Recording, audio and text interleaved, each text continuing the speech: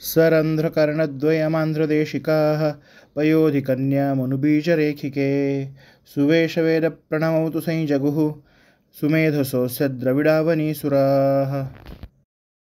आंध्रदेशिकाः म्हणजे आंध्र प्रदेशातील ब्राह्मण अस्य या व्यंकटनाथाच्या सरंध्रकर्णद्वयम म्हणजे दोन कर्णातील दोन कानातील रंध्रांना पयोधिकन्या मनुबीजरेखिके।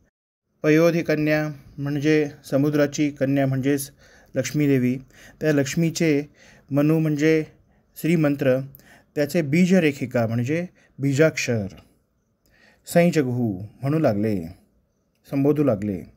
सुमेधसः म्हणजे कुशल असलेले द्रविडावनीसुराः, द्रविड म्हणजे तमिळ प्रदेश, तेथील अवनीसुर म्हणजे भूमीवरती देव म्हणजेच ब्राह्मण, असे हे तमिळ ब्राह्मण या कर्णरंध्रांना सुवेशवेद प्रणवौ संजगुः शोभिवंत अशा वेदांचा बीजाक्षर असलेला प्रणव म्हणजेच ओंकार असे म्हणू लागले। नारायणाचार्य इथे व्यंकटनाथाच्या कर्णरंध्रांचे वर्णन करतात।